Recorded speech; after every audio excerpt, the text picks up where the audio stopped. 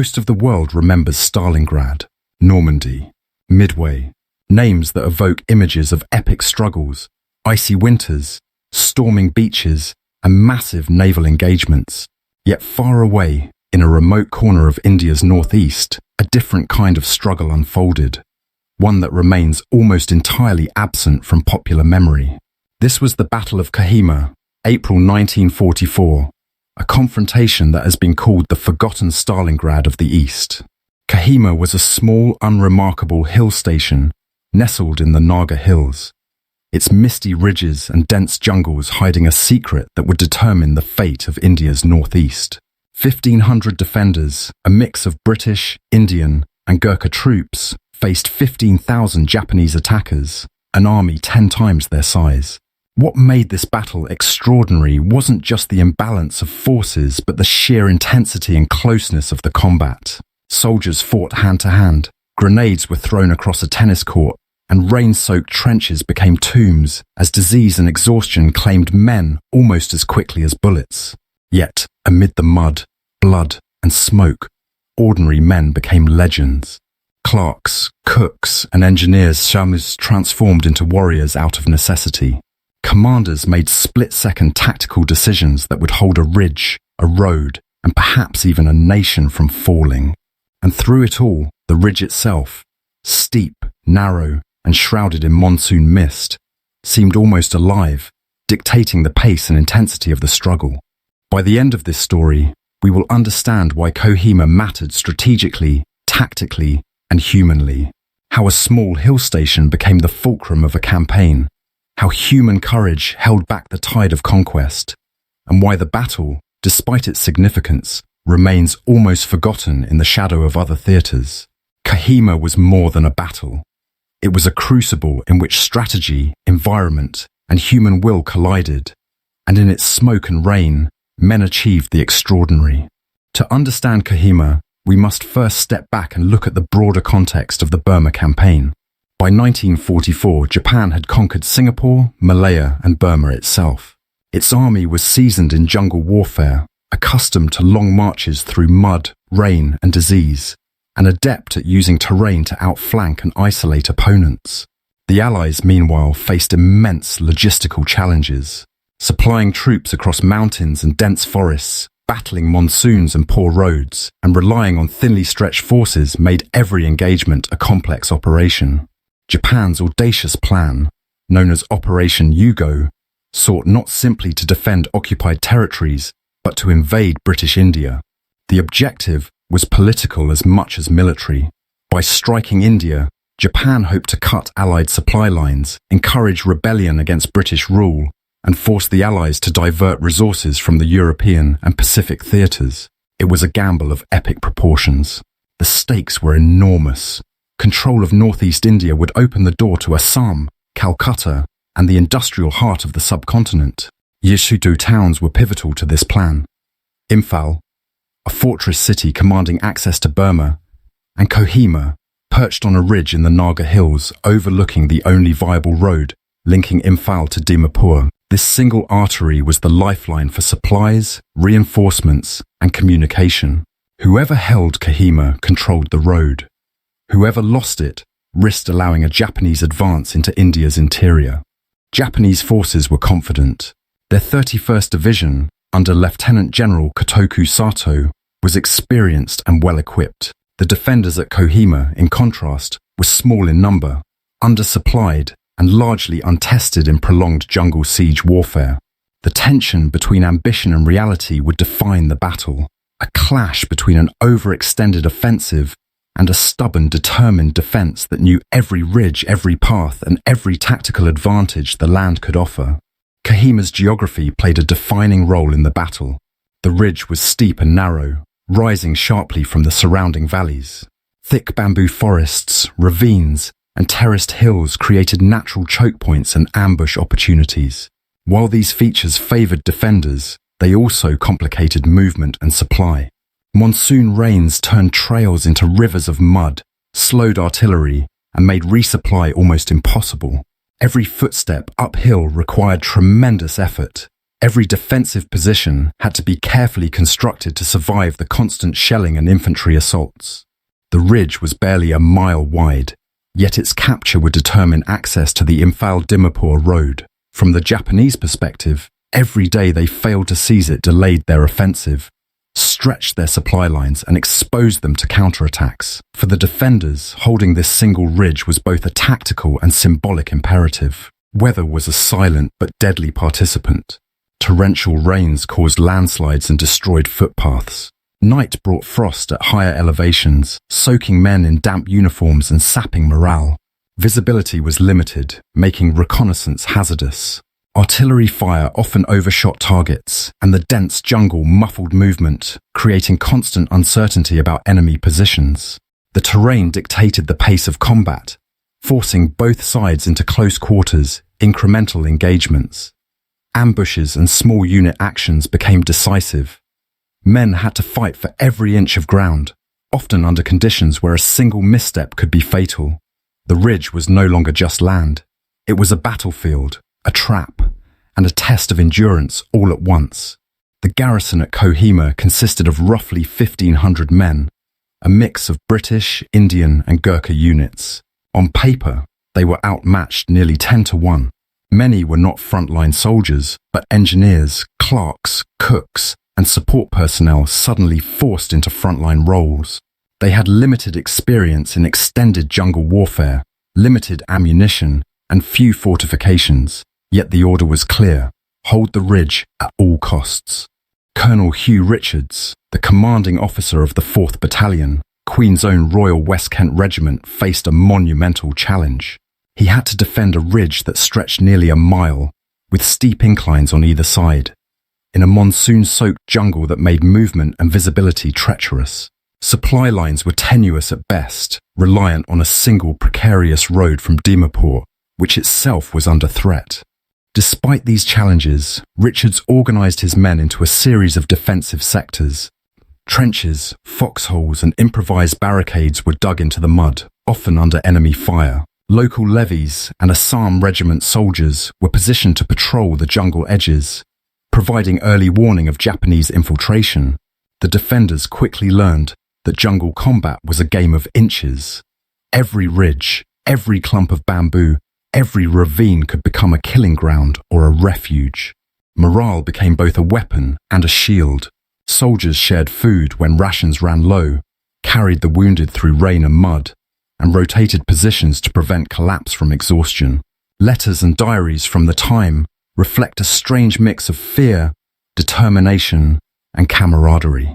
Men joked in the foxholes, told stories of home, and kept spirits alive despite shellfire raining down around them. In these small acts of humanity, the backbone of Kohima's defense was forged. In many ways, the ridge tested more than physical endurance. It tested adaptability, leadership, and the ability to improvise under pressure. The defenders were ordinary men, thrust into extraordinary circumstances, and their ability to hold the line would define the battle's outcome.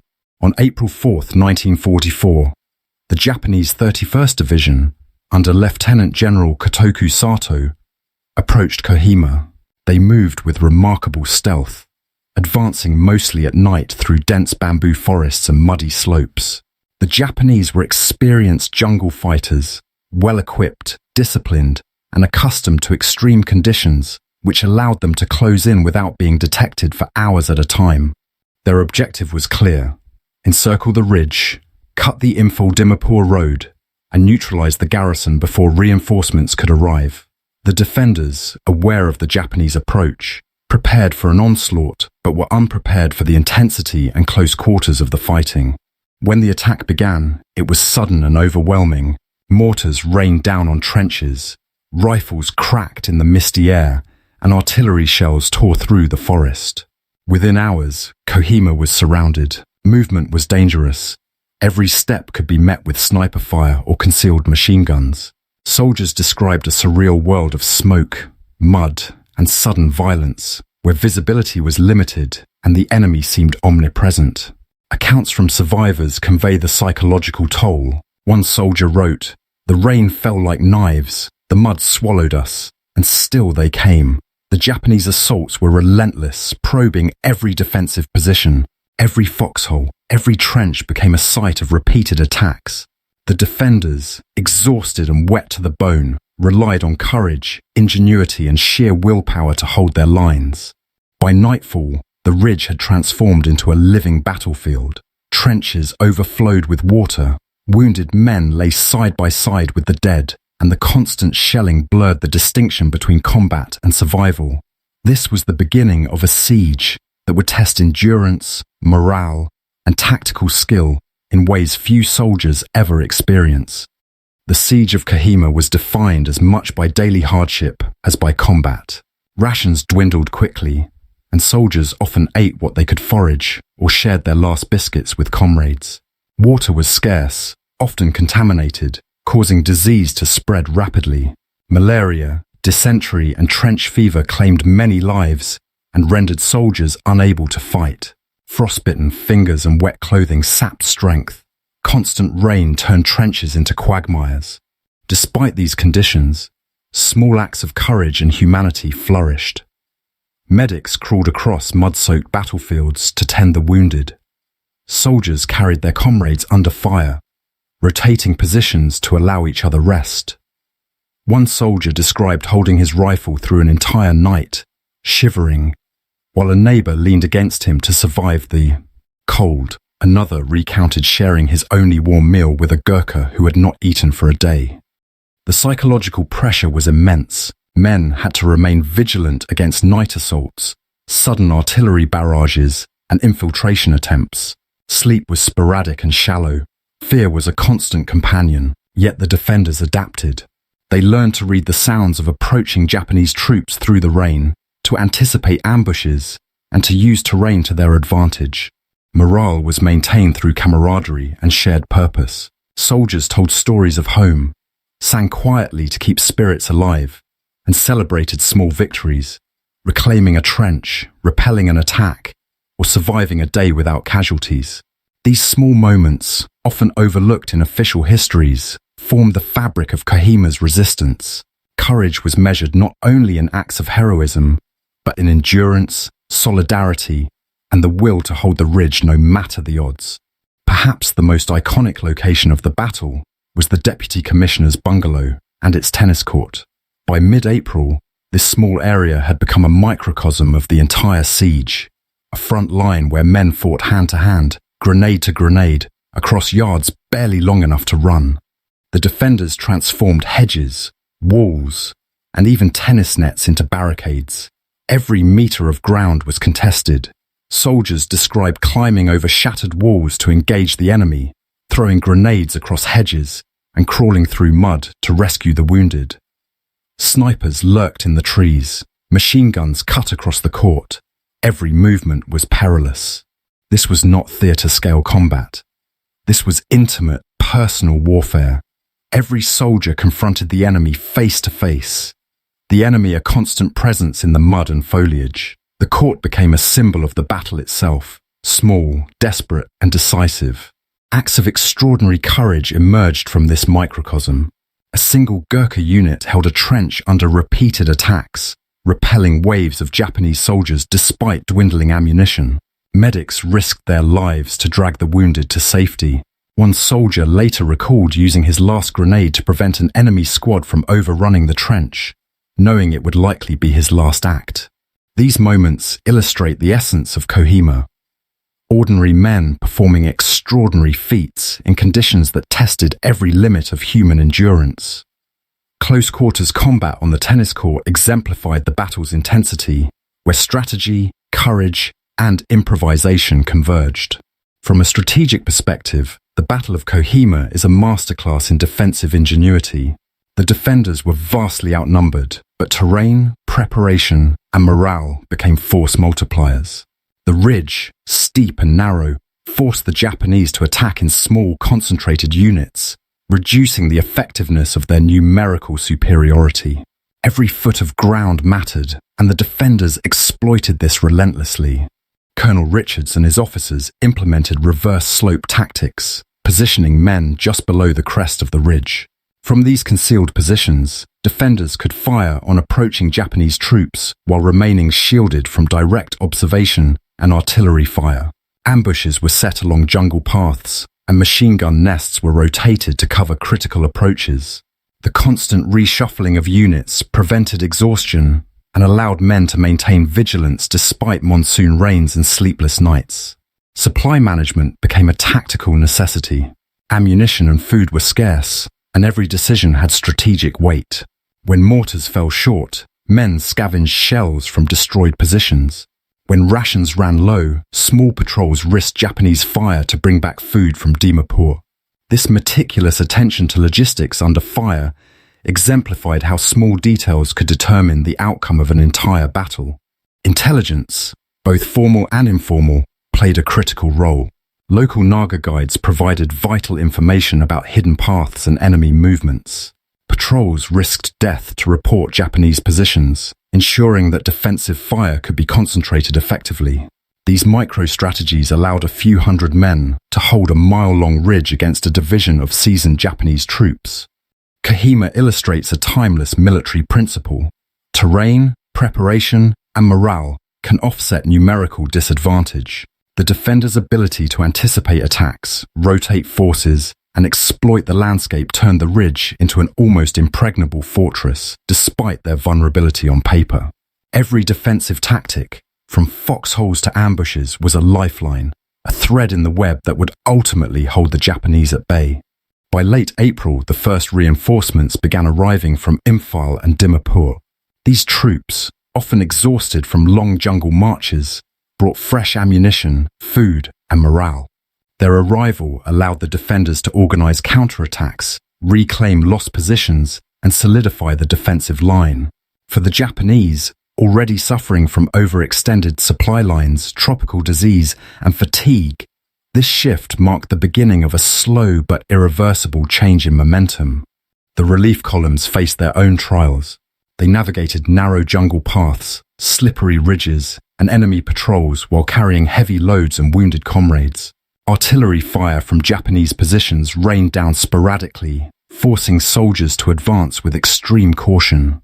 Despite these obstacles, the arrival of reinforcements injected new energy into the defenders. It was a psychological as well as a strategic victory. The Japanese could no longer operate with impunity, and the defenders regained the initiative. Counterattacks focused on reclaiming key terrain features, such as ridgelines overlooking the road and strategic hillocks that had been lost earlier. Each assault required careful coordination, balancing firepower with stealth and patience. The Japanese, despite superior numbers, were now reacting to Allied initiatives, a shift that would eventually force their withdrawal. Stories from this period highlight human endurance and leadership. Soldiers carried wounded comrades across mud and debris, engineers repaired makeshift bridges, and medics risked their lives to maintain the flow of medical care. Every act, from hauling supplies under fire to a soldier standing exposed to cover his platoon, contributed to holding the ridge. The relief of Kohima wasn't a single dramatic breakthrough. It was the accumulation of countless small, courageous actions.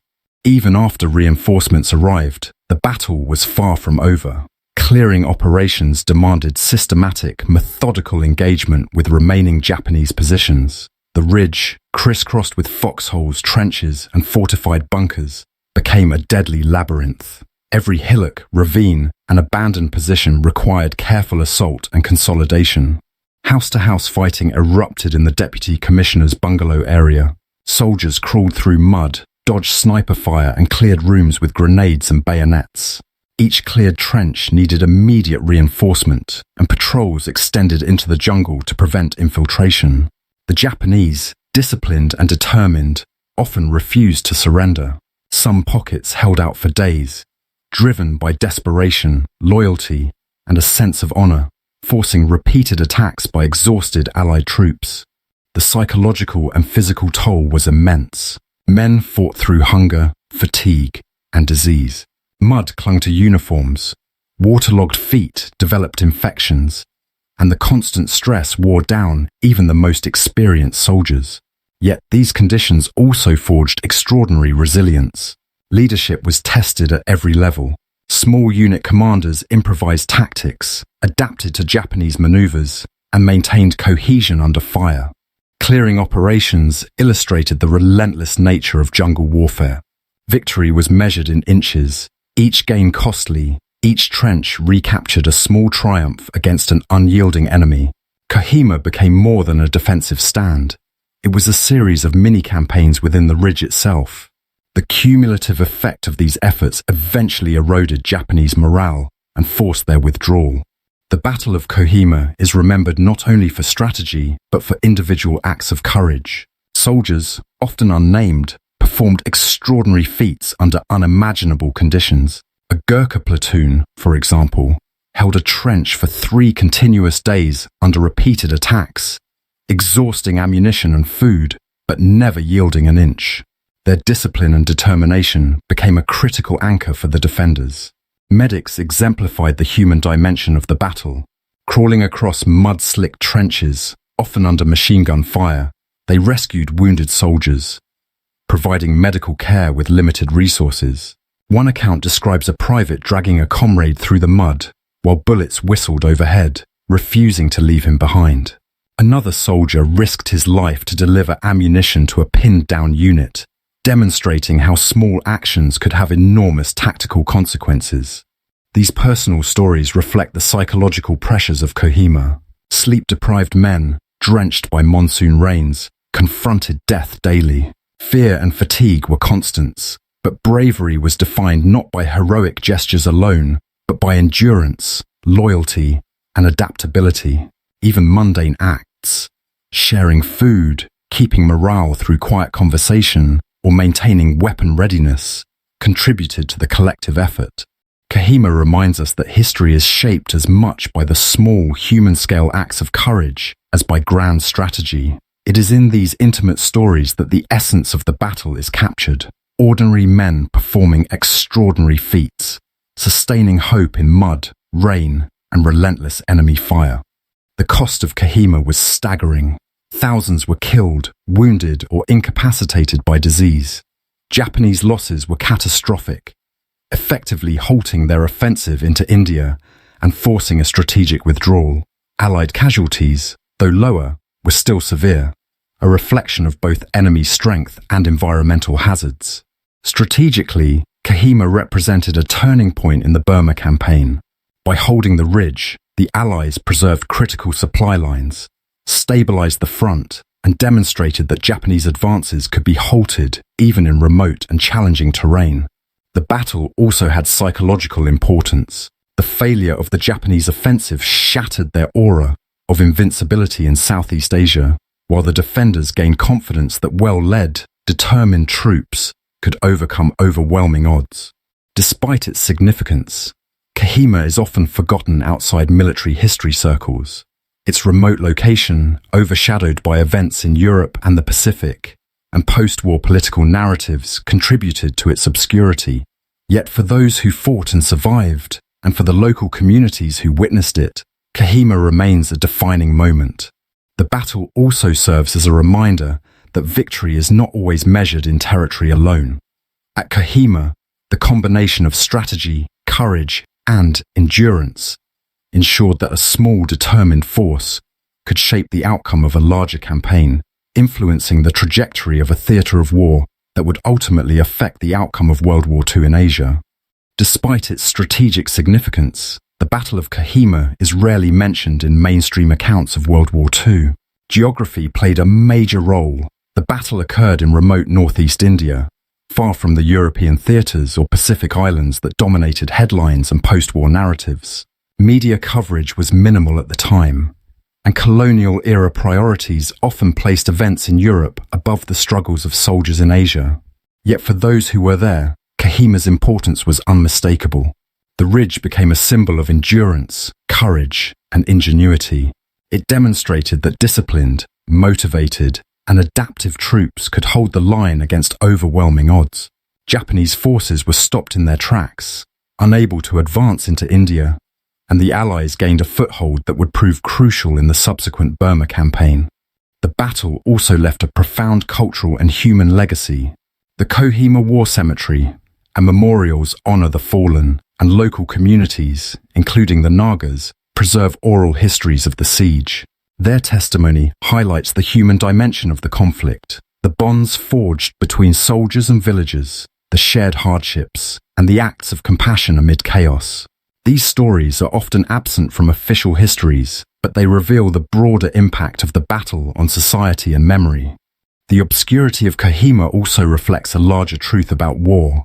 Decisive battles are not always the ones remembered in textbooks or documentaries. Some of the most critical turning points occur in remote, overlooked corners, witnessed only by those who survived and the landscapes that bore the scars. Kohima's story challenges us to look beyond familiar narratives and appreciate the complex, often hidden layers of history.